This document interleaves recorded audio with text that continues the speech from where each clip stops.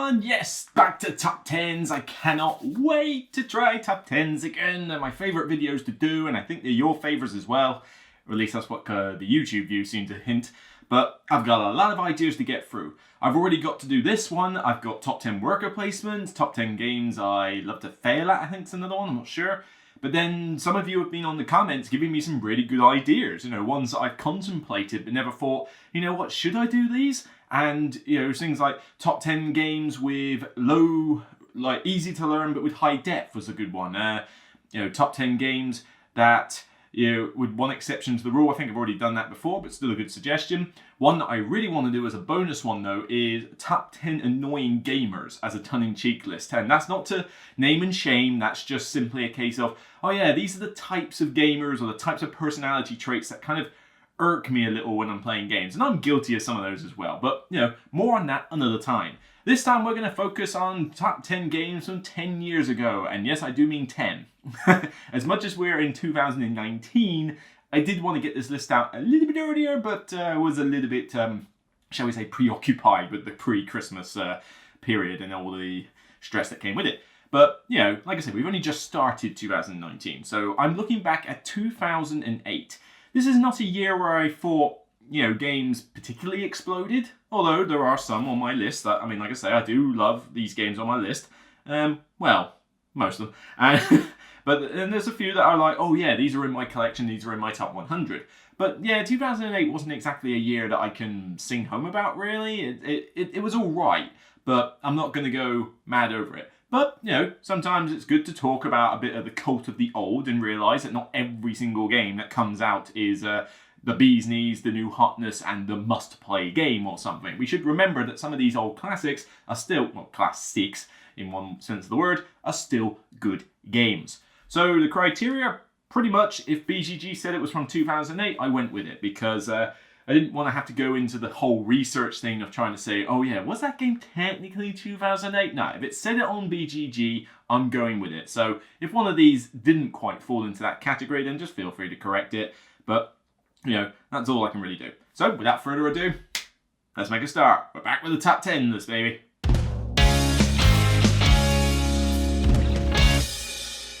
My number 10 is my spin-off to, I don't own this game per se, but it's my preferred way to play those kind of Cards Against Humanity style games where you basically just have a bunch of cards in your hand, somebody reads out a quote, you fill in the blank with something funny and people try to laugh.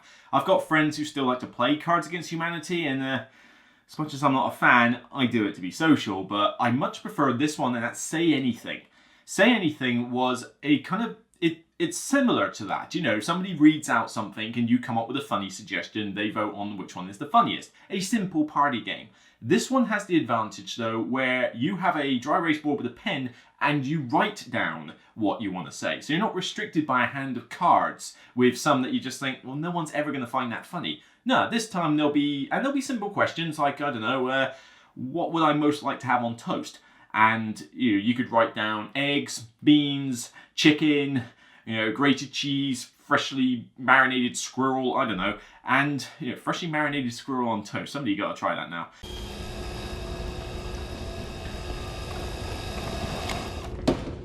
How about no? It's stuff like that. So you can make it crude if you want. You want to go down that whole Cards Against Humanity route, then fine. Just ask a crude question and then come up with crude answers. At least you've got the flexibility, but it's much more family friendly, much more imaginative, because you can come up with all sorts of weird answers, some that people can sort of go, that's gotta be one of yours, that's so what you would say, but you do get some funny responses, particularly when you make up your own questions. So my number 10, Say Anything.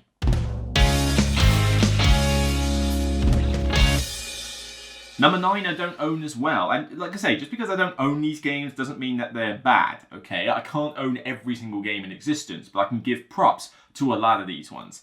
And for number 9, this is what some people consider to be the first worker placement game that they will teach people. I now think that podium post is now being overtaken by The River, the recent Days of Wonder release. If you want a worker placement game to teach brand new gamers, you cannot get much more simpler than that. But this is Stone Age. Stone Age is a decent worker placement game. You are placing workers out to get resources by means of rolling dice, and depending on how many workers you send out, increases the chances that you will get some of those resources. And that is a minor bugbear I have with the game. I find that the luck of that dice roll can screw you over a bit, no matter how much you can mitigate it with tools and other chits. But, you know, some people do find that a little bit annoying. But it looks gorgeous, it's very nicely illustrated. It's a very simple game, you know, you're pretty much just trying to feed your people, complete these little house tiles, you know, get the resources for them, or collect sets of these different symbols in order to get points that way. Pretty straightforward. There's been enough jokes about the love hut and all this stuff where you go to get more workers, but it's just a nice, simple, condensed package from Z-Man Games where it does the job. And to be fair, I don't know which one I would prefer out of that or Lords of Waterdeep to teach brand new players. Some people like to rely on Lords of Waterdeep. I just think the D&D theme and some of the stuff you got to do in that game, all the different buildings with different abilities now, I think can put some people off. So I would say, first off, pick the River for the absolute first worker placement game you teach, and then consider Stone Age. I would say Stone Age before Lords of Waterdeep as a first teach. But it's a solid game. I like playing it every now and again. If someone brings it to the table, I'm never going to say, nah, not a fan of it. I think it's good. The dice, I think, is probably my weakness of the game, but I understand why it's there. It does add that little bit of push of luck aspect. I mean, after all, you've got to send enough workers, so if you're not going to send enough, that's your fault. You took the risk. And sometimes the dice can hose you, but we're talking a 60-minute game here, 60 to 90 minutes tops, worker placement game that families can enjoy. What more do you want? So number 9, the highly respected Stone Age.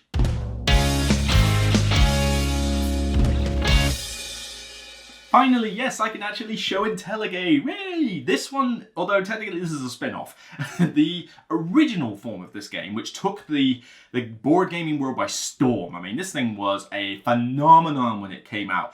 Z. Garcia cannot go on enough about this game or every spin-off it's ever had. And as much as it's lower on this list, mainly because I've kind of burnt out on the original version of this. But I still like some of the spin-offs they've done. And I have one in my collection as my guaranteed one. It's had legacy games as well, and they've been really solid. You know, they've been good fun to play with mates. But yeah, I am starting to get a little bit sick and tired of every year it's, well, what more do you need? Pandemic. Ignore the Iberia. This is the one I personally have and the one I personally keep. It is my favourite of the batch. But yeah, I'm getting a little sick and tired of this year, pandemic this, pandemic that, pandemic this, especially when the game doesn't even have anything to do with a pandemic. I mean, it's all right when it's like here, it's about controlling diseases. Okay, great. So Iberia works. But then you've got Pandemic Rising Tide, which is about stopping floods. And then you've got Fall of Rome, which is about stopping barbarians. I mean, how would you call it pandemic? Certainly pandemic's got more to do with diseases than it has to do with those. I don't know, I digress. But I'm starting to get a bit annoyed with it. I think pandemic's kind of had its day. You know, can we now stick with what we've got and just be glad it's there? You know, okay, fair enough. Bring out a legacy game every now and again because they're really good. But yeah, all these spin-offs are starting to get a little bit tiresome. But sounds like I'm ragging on the game on my number 8. Pandemic itself is still a solid co-op game. So simple to teach, it's one of the first ones you can teach people. The theme is here or there, but people gravitate towards the whole, I'm here saving the world, curing diseases. It's simple, it doesn't require any background fantasy knowledge or nostalgia knowledge, and it's mainly a giant puzzle. Try and get your guys around the map to cure the disease cubes, get them off the map, find the colour cards, research the disease and cure it, all before the deck of cards, the infection deck, basically tries to screw you over as fast as it possibly can. And it tends to do so more often than not, particularly on higher difficulties. My personal favourite is Iberia. I think the Spanish map works really well. Spanish and Portugal map, let's get it right, is Iberia. Work particularly well in this game. I like the roles in this. I think there's some very good distinctive roles. The railroads in this, you know, they add more mobility to the map. And if you want just base Pandemic with a twist, you buy Iberia because it pretty much is just base Pandemic with a twist. But if you want the extra hard variants, there's 2 in here, one for hospitals and one for realistic diseases, and they both work well. So whichever version of Pandemic you want, it's still a solid co-op game and definitely deserves praise and high mention. Number 8.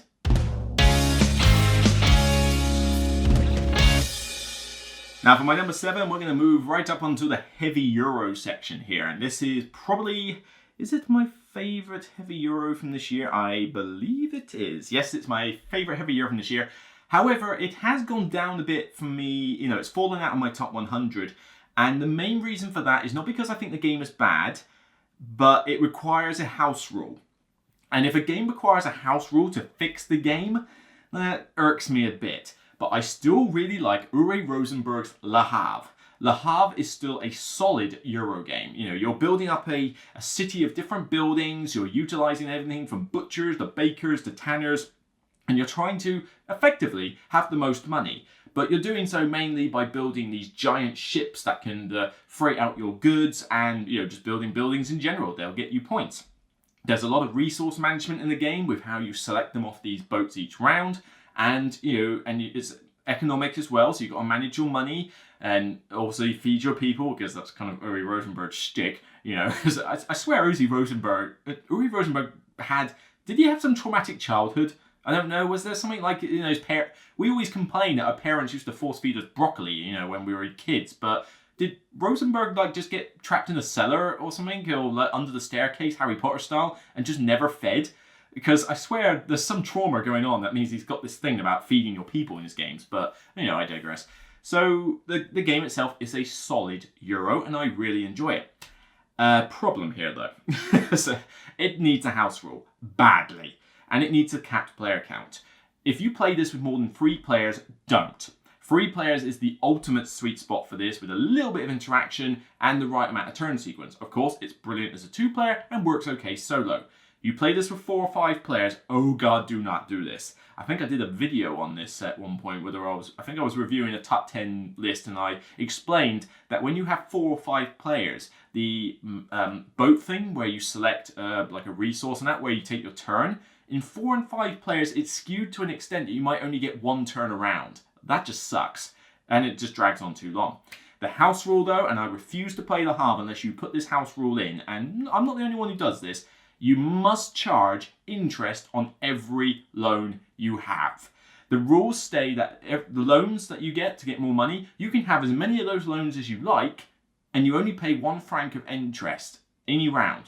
That's it, 1, no matter how many loans you've got. If you have that normal rule in, the game is unbalanced as all get out, because it is so easy to just munchkin as many loans as you get, accelerate your starting position, and win the game outright, and still pay off those loans and victory points.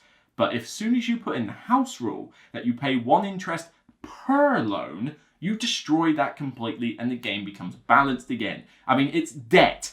Debt is meant to be bad. It's not to be a good thing.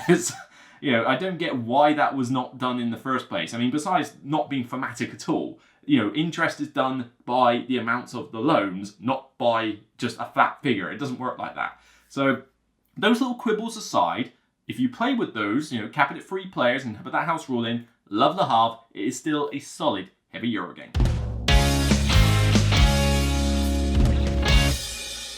My number 6 is an abstract game which technically got re-released recently, but the original time it came out, the original time this game was put on Board Game Geek accordingly, was 2008. So it's going on this list because it's a solid abstract game. It's right behind my back, my lower tailbone actually. I'm going to grab it here from Hooch and Friends. This is Kamisato. Forget the Max bit. I mean, the Max is just what the new version had. But the original Kamisato came out in 2008. And this is a brilliant short 2-player abstract game. This is the epitome of the phrase, you gave your opponent the means to beat you. Because what you're doing in this game is you're moving these towers. You have a row of towers on your side, a row of towers on the opponent's side, and the board is kind of a grid of different colours. And each of your tower has a distinct colour at the top of them. The idea is that when you move a tower, and it must go forwards in whatever direction it does, as soon as you land on a space, that is the colour of the tower your opponent has to move. They don't get a choice, they must move that tower, but they can move it anywhere they can get to in a forward line or diagonal line without hitting something else. And once they do that, you're now forced to move a particular tower. You move that, they're forced to move another tower. And you keep doing this until one of you manages to break the opponent's line and get your tower to their end. My god, is this brain burning, because you are scared on every turn that you're about to just completely shoot yourself in the foot as you think, I could move my yellow tower, right, okay, I could move it to there on a purple, good, I'm set up, and oh, whoops, and you notice that the purple tower is just sitting there waiting to come at you and attack you. You can set up turns where you block your opponent so much that you can get 2 turns in a row, they're very powerful, but It's a very simple game. I mean, forget the max rules that the new ones put in. I don't even bother using them. Just the straight up, generic kamisato game. It's very fun. Games are done in like 5 minutes. They can be pretty short games. And you just reset, go again. Play up, reset, go again. It's super fast, super easy, but boy does it have a lot of depth. And you'll be kicking yourself on a regular basis because you realize, oh, I was doing so well, and then I just gave you what you needed. It's definitely tense and thinky throughout. Not to mention, as garish as the board can look with all those colours, the towers are pretty good quality. It's a pretty decent production all round. So from Hutch and Friends, kamisato makes my 6.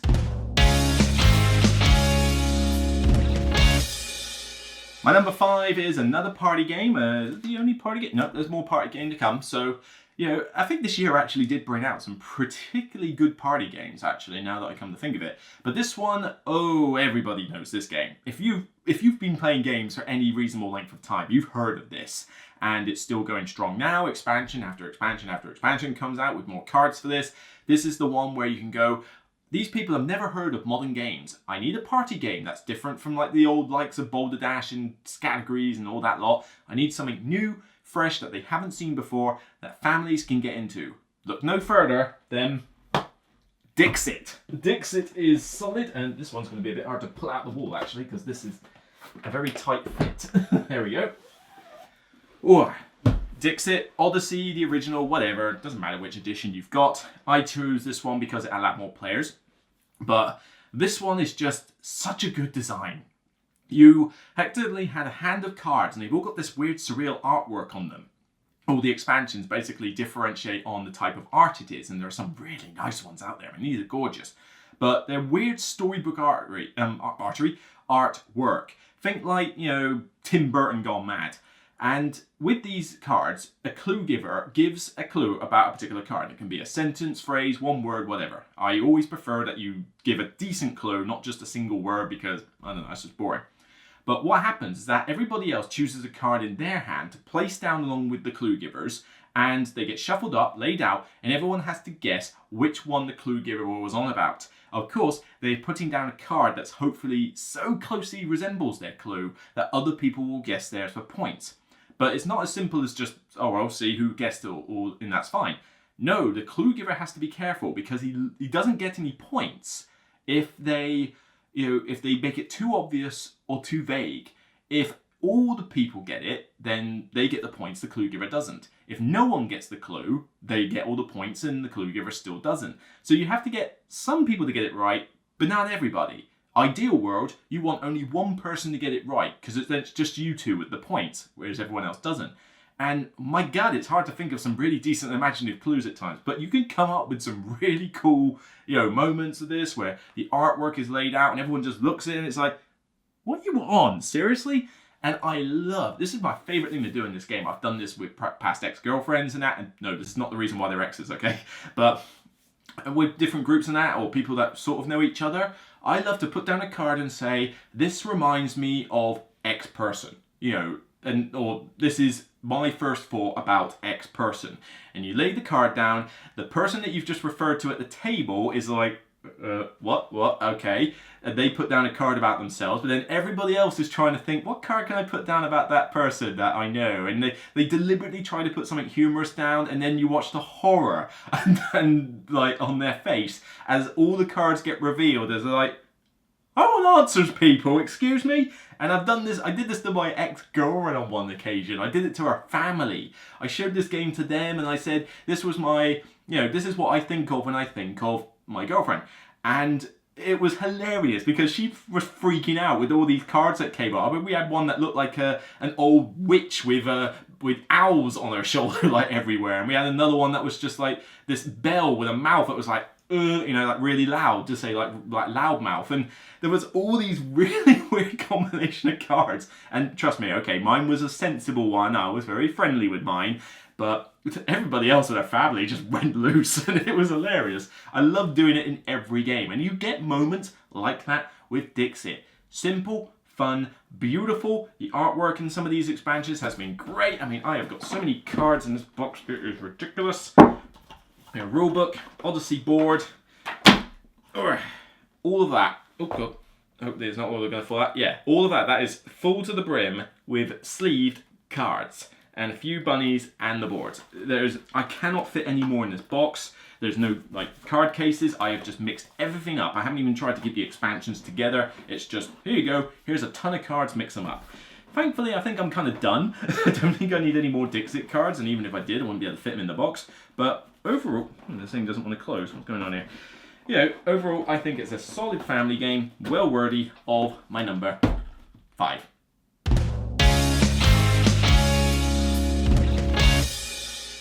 My number 4 is a classic one. Oh yes, this one started a whole genre by itself.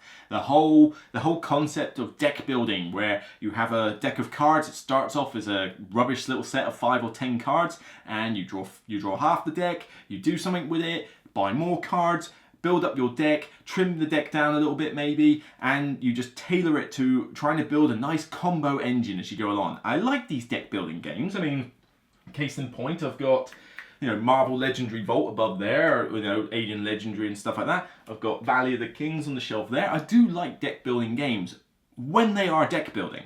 I'm not a fan of deck building being thrown into a game randomly just to add another Euro mechanic. I mean, Great Western Trail. You know, you can't just shove deck building in as a one-side mechanic and make it work, because thematically it doesn't make sense. Ninja cows, really. And it kind of spoils it, I think, when you just throw it into a game willy-nilly. Make the game focused on deck building and you're good. Well, this one started it all. I mean, this is the deck builder, the original deck builder. And the reason it's heavy is because it's no longer in a normal box anymore. Yep, I literally last night just bought another one of these oplaser.co.uk boxes to house Dominion, yes, the original Dominion, and this could have actually been an extra level. You know, this is a smaller trade than what it could be because I don't have all of Dominion. But my God, there's a lot, and it's just one of those deck building games that just works. It's so quick. You know, your turn, your turn, your turn. If as long as you don't play with someone with chronic AP, and I don't usually like to show this to brand new players all the time. It just goes so fast, you know, 2 to 3 players, nice and quick. I only wish there was a solo mode in this, but yep, there's certainly plenty of cards, you know, you have no shortage of cards. This is what, like about, I think 4 big box expansions, plus Dominion and Intrigue, plus Guilds, and one of those big boxes is Renaissance that I bought recently, which apparently is quite good. Haven't even tried it yet. But yeah, it's a solid game. You just draw your cards, build your deck. There's 10 different cards in the middle, and with all the expansions, you can go to town on how often you play this game and all the different combinations that you can have. I think I chose to get Seaside, Prosperity, Dominion, Intrigue, Hinterlands. I think Hinterlands is quite good. Guilds, Renaissance. I think that's all of them. 4 big box ones, including Intrigue and a small one. Yeah, I think that's about right. Oh, well, whatever. But it's a solid game. Still love it. Still in my collection. Everyone's like, oh, look at these new deck builders, or let's look at all these new Euros that shove in deck building randomly just to make a point, or just to add more mechanics for Euro lovers. No, just give me the original deck builder. Give me a game that is just solely the deck building. Dominion, Valley of the Kings, Star Realms in the other room. Those sort of games. Just pure, honest to God, deck building. Great fun. Still love Dominion at my number 4.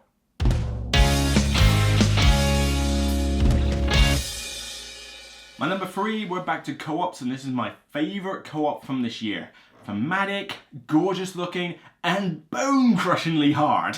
This game is one of those things where, I think I'll just get it. I think most of you who have heard of this game know exactly what I'm talking about the second I put it on the table. Yeah, Ghost Stories. This is a sickeningly hard game, and that's on the basic difficulty. This thing goes up like 2 or 3 levels to Hell mode. Seriously? Hell?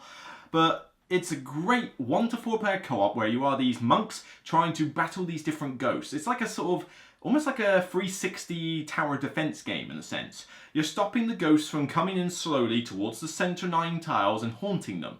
And you're using various abilities, you're rolling dice, you're trying to get the colors that match the ghosts. The ghosts have different abilities on them, and you're basically fighting them back as long as you can until eventually the big baddie shows up. I forget his name, what is he called? Wu Fang Chu or something? Wu Feng, yeah, as soon as he appears, because this is a kind of like a Chinese Asian theme, and once he appears you then have to battle him. It is hard, there is a lot of luck, yes, because you are rolling the dice, but you can mitigate it, and it's about how you mitigate it that works for this game. I mean, it's one reason why it's hard, but yeah, if you just run into a ghost willy-nilly, hoping you're going to roll the exact combination on 3 dice, then kind of you get what you pay for. But, you know, as a thematic co-op, man, you got to work together. You can teach this to new players. The White Moon expansion made this really good for gamers, you know, but the base version is still solid for new gamers and as a co-op to like. But I do warn you, it is hard. I mean, most games sort of slap you around when you're in the middle of the game or something. This one's more like, you know, you take the box off and it's like, ow, ow. The game's already started whacking me the second I take the lid off. You know, it's punishing me as I start. And you're probably thinking, well, hang on, Luke, don't you hate punishing games? I don't mind it in a co-op. I don't like games like, you know, like the splotter games like Food Chain Magnate and stuff where it just punishes you from the get-go if you make one mistake and you're stuck there for 4 hours. Here, you're playing this game for 60 minutes, it's a co-op, so if the game is punishing you, it's punishing all of you, it's not just you. And co-op should be challenging. That's kind of, if a co-op's really easy, then it loses its fun factor. So I still really get a kick out of this one. I know it hasn't hit the table for a while. I probably need to revise the rules a bit because sadly the rulebook in this was not fantastic. This was in the day and age where rulebooks were suffering quite a bit actually. But it's still a solid co-op and it does look gorgeous. I mean, all the colours, the artwork is beautiful. I forget who's the artist on this. I wonder if it will tell me. I think it's like picture. Antoine Boza designed this, but I don't think this will tell me the artist. Oh god. Artwork. Piero. Yeah, Piero. Yes, he did the artwork and he does some really solid stuff. So if you can find a copy of this, great, but I've got a feeling it's possibly out of print at this point. But certainly if you find it in a game library or if somebody else has got it, give it a shot. You'll be pleasantly surprised at how fun and challenging Ghost Stories is.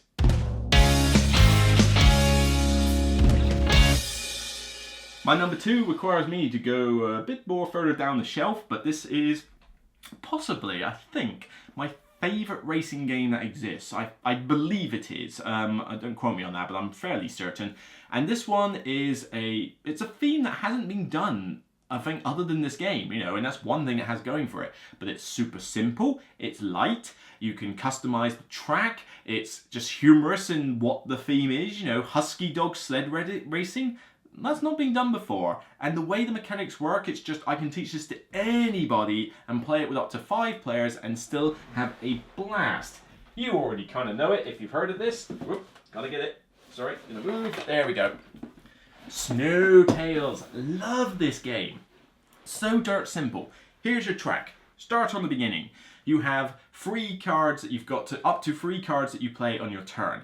And you have 2 at the front for your 2 dogs and 1 for your brakes. You have to play anywhere between 1 to 3 cards from your hand of 5 on your turn, and they're numbered 1 to 5. The idea being that you will add up the values of your 2 dogs and subtract the value of your brake to get your speed for the round. One catch: when you play multiple cards, they must be the same number. And when you place them down, you think, okay, fair enough, I'll just correct my speed, and there you go. It's not quite as simple as that. You are trying to dart around this track that's got chasms, it's got mountain passes, it's got corners with jagged rocks sticking out, it's got trees in your way, and the turns. You're on a sled. You're not in a Formula 1 car, you know. You can't go so fast around the corner. You have to cut your speed just before you get there and then accelerate away from it. But the biggest thing I love about this, and it's the drift system. Oh, I love the way this causes a barrel laughs. When your dogs are not in sync, they drift because one dog's pulling faster than the other. Again, good thematic connection here. And so if my dog on the left is pulling faster than the one on the right, I'll drift left, and you know, vice versa. So as you're going around all these corners and trying to dodge obstacles, you're not just trying to control your speed, you're trying to control the dog's trajectory. And it can cause some great laughs as you get your hand of cards, and if you hit walls you get damage, which reduces your hand size.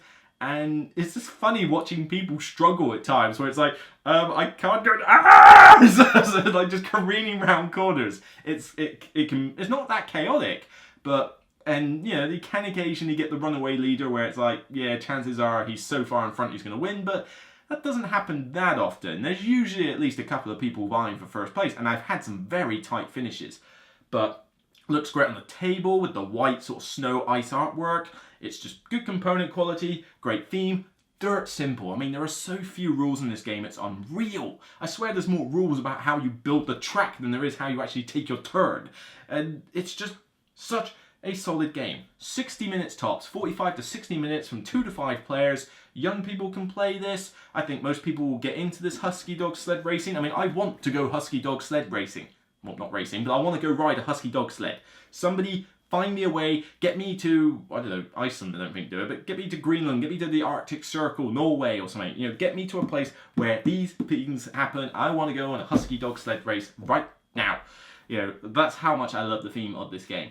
Probably, I think 99% certain this is my favourite racing game, and trust me, if you have not tried it, go find a cappy in a cafe or somewhere. You might even be able to still buy this, I'm not sure, and try it out. So much fun.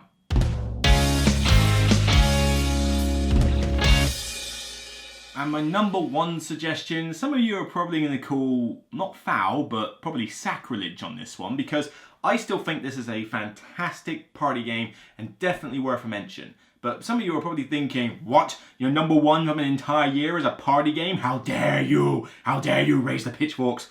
But come on, party games are still games. I love them, and so do a lot of other people. And this one always results in a barrel of laughs every time I bring it out. And, you know, with the one particular version of it, it means that people can get into it, you don't feel left out. And it's based on familiar concepts from old 80s party games. And it's just simply, time's up. Straight up, time's up. Title recall specifically. The one where you've got titles of books, songs, album covers, movies, you know, stuff like that, that people are familiar with or can break down. It's a clue guessing game at the end of the day, but it's done in 3 rounds. And you use the same 40 clues for the entire game. Rinse, repeat. So after the first round, you've got a memory aspect of which ones have come out in the first round that I remember. And as your communication is limited, as you go through the various rounds, the more and more limited it gets, the more people rely on these little memory triggers to remember the clue. Because to start with, you can describe whatever it is you like. But then the second round, you're only allowed to say 1 word. And then in the third round, you're only allowed to do mime and charades. And it just results in absolute hilarity. Whether you've got 6 of you playing 3 teams of 2, or more of you, like 3 teams of 3, you know, I mean, you can even just have like 2 teams of 3. I think the less teams you have, the better. So I think you should have a maximum of 3 teams, ideally only 2 teams, and then go that, because then more people are involved all the time. But this gets brought out at party nights, this gets brought out sometimes at game nights, not as often though, shame, sadly, unfortunately, but it gets brought out at pretty much most conventions I've been to in some respect. I mean, I'm going to HandyCon in a week's time as I do this video, and this video probably will be out during HandyCon actually, I hope. And with this one, it gets brought out regularly there, and I don't always get to play in it because I'm usually busy doing other stuff.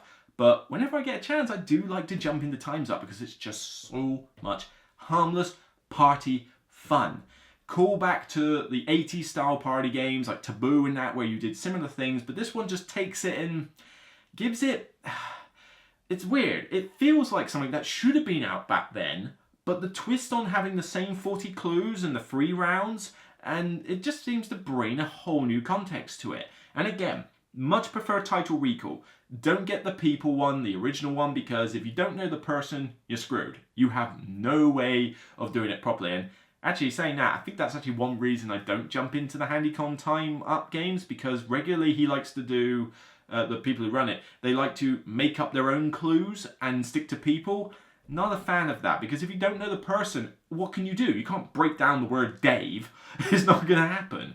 But with this one, if you get Die Hard, for example, and for whatever bizarre reason you've never watched Die Hard, you've got die and hard. Pretty easy to describe those two words without having to relate to the film at all. See what I'm getting at here? So, number 1, love it. Barrel of Laughs. I don't care if it's a party game. It's going at my number 1. My list. I get to do what I like. Haha, screw. So, Title Recall, time's up. My number 1. And that's it for my top 10 of 2008. Just a way to prove that even 10 years ago, there's still some classic games to play. Granted, like I say, the bottom couple, I'm like, yeah, these are decent, but I have 1 or 2 issues with them, or I don't necessarily own them. 2008 was certainly not my favourite year, but everything you've just seen me bring out, as a show and tell, is in my collection. So, even though there weren't that many games from 2008 that I thought were great, bear in mind, I started gaming long after 2008, so by the time I started properly gaming, a lot of those 2008 games might have been out of print, but I have played a lot of these older games just by the fact that they're still on sale, or they're evergreens, or people own them and I play their copies. But these particular ones just have stood out. These party games have stood out. Dominion and Pandemic, Stone Age, they're still really good, solid quality games and deserve a good mention. So with honourable mentions, there aren't really that many because, like I say, I really struggled to make a decent set of 10. I did write down the original, I think, Game of Thrones LCG. That was pretty good, but it's got 2nd edition now. Roll Through the Ages, it's alright, but it's just basically a dice Yahtzee game. Formula D, technically that would have been a foul because I think the original Formula D was released a long time ago, not 2008. And Battlestar Galactica, which I think would be on most other people's lists. And certainly I'll get onto it. In fact, actually, why don't I just get onto it now? Patreon choices. Yes, there were several Patreon choices that came in. Le Havre certainly featured. Space Alert was another one. It's like, oh, okay, yeah, that timed game. I've not played it, but, that sounds like a one I wouldn't mind trying out if you like that kind of something in your ear recording and tense co-op. But the interesting one was Battlestar Galactica. Yeah, this one, I like it. I've never watched the series at all, and I don't think that impedes on your ability to like the game. I think the game is still really solid, despite that. But, as much as I love hidden traitor games, as much as I think the sci-fi theme is great, as much as I still feel you need the Pegasus expansion at least in order to really make the game shine, the base game alone isn't quite enough, it's just too long. This game frequently goes past the 3-hour mark, and for a hidden traitor game like this, I don't want it to take 3 hours, I want it to take half that time. Games over the years, like Dark Moon and that, I've tried to condense this down, and they sort of work and they sort of haven't. I'm not sure it's easy to get that kind of thematic sense of Battlestar Galactica in a shorter game. But then that means I'm not wanting to play this one as much, because it is just too long for me. But there's no denying that if you want something highly thematic to the series, or just highly thematic in a kind of tense sci-fi chase away from these alien robots that are trying to kill you, my god, it is dripping with so much theme, it is unreal. I mean, I think if I did watch the series, I'd probably get more out of it, because I'd recognise half the characters.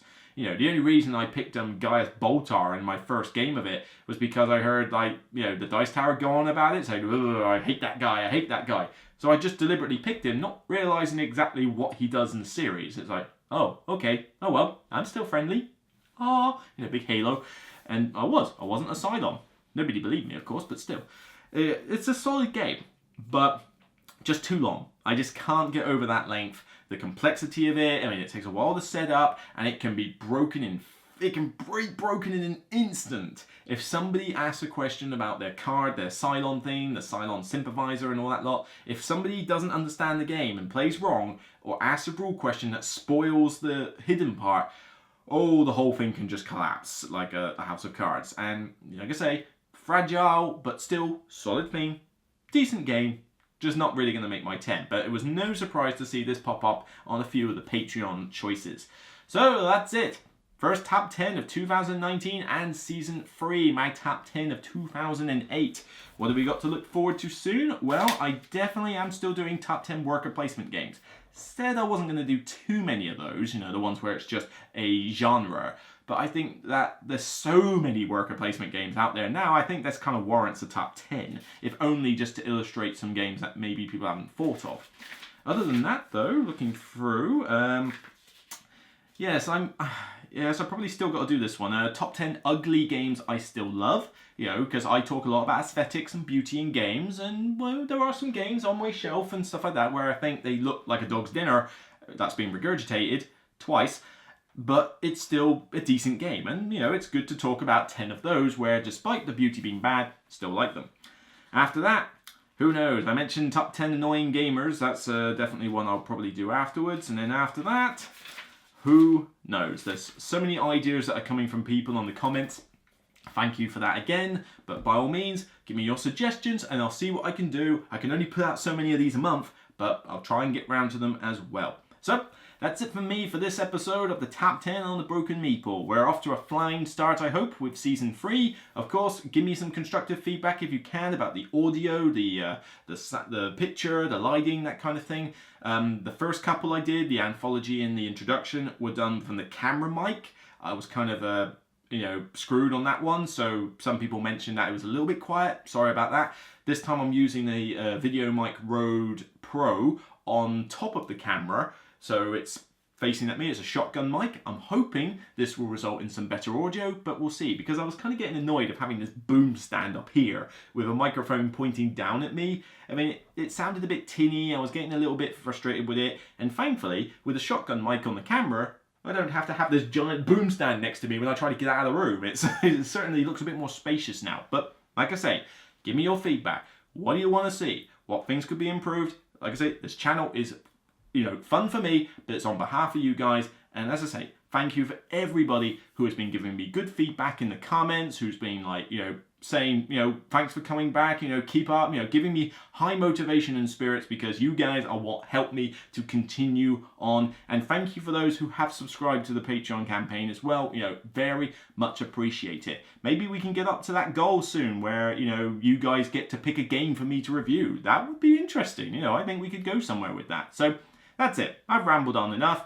Remember, as always, it's only a game.